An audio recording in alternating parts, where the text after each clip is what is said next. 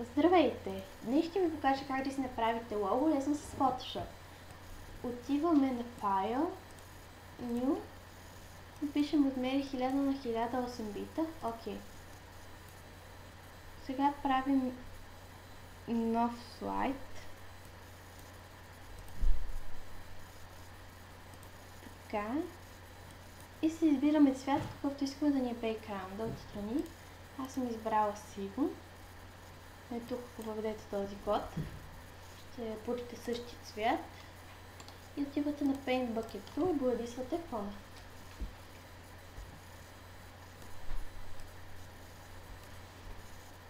После, момент,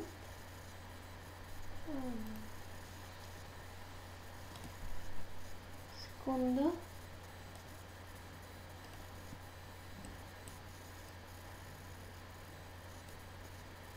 сега ще направим на фона ефекти. Отивате на филтър, Lens Collections, Custom, Amount, дърпате и midpoint и гледате стрелките да са горе-долу едно по друго и отвътре сякаш се образува кръг. Не гледате нищо друго и давате OK.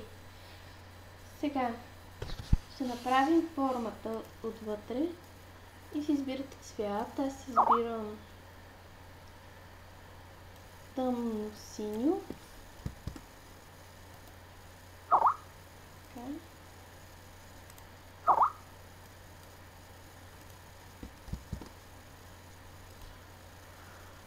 И идвате на Custom Shape Tool.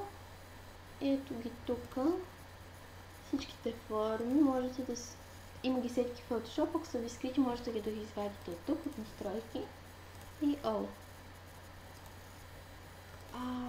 Аз ще правя щит. И сега затъждам един бутон на мишката. Дърпам. И така избирате големината, с която искате да бъде. Примерно на мен ми е толкова голям. И с тази стрелкичка по месец. Примерно в средата. Сега натискате Ctrl бутон и се държате върху Shape 1. Сега селектираме щита. Правим нов слой. Избираме бял цвят. Пак Paint Bucket Tool и боядисваме щита. Ето така. После отивате на Rectangular Tool и селектирате щита до средата и натискате Delete.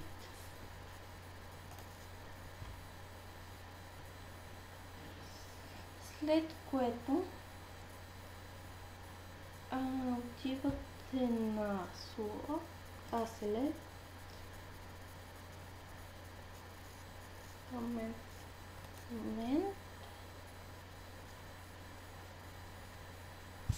Отивате на филтър. Първо селектирате филтър, Blur, Gaussian Blur, 10, OK.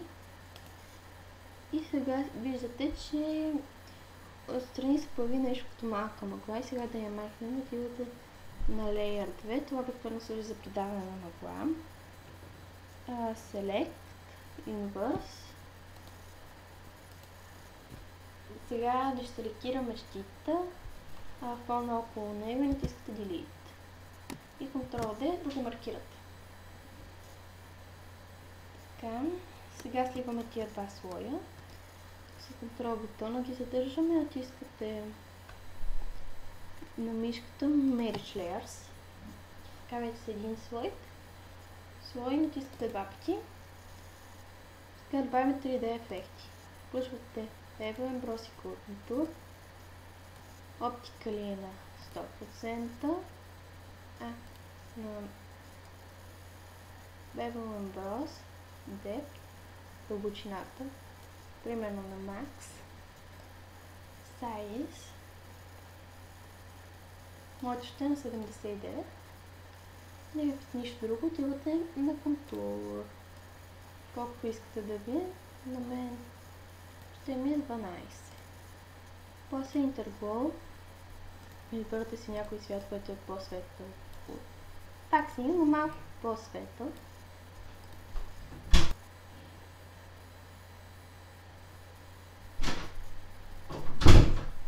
После Range го дърпате в началото и тук това да е някъде по средата и давате OK. Така. Сега добавяме текст. Тискате T и пишете.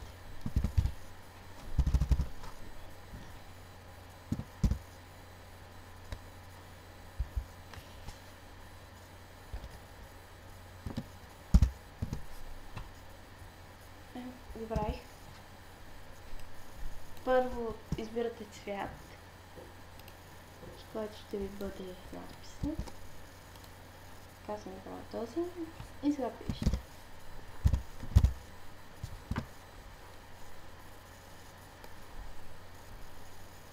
Маркирате го и избирате шрифт. Аз винаги обикновено използвам ето този. И тук си пишете колко искате да е голям шрифта. Sharp.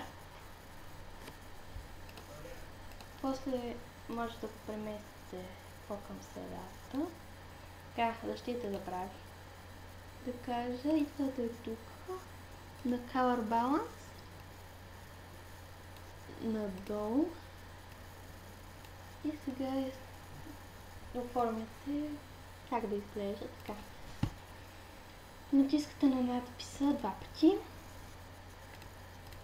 Включвате тия двете.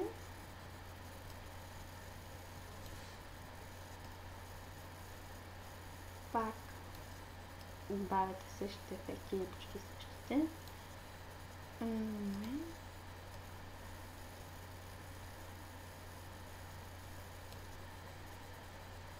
Interglow.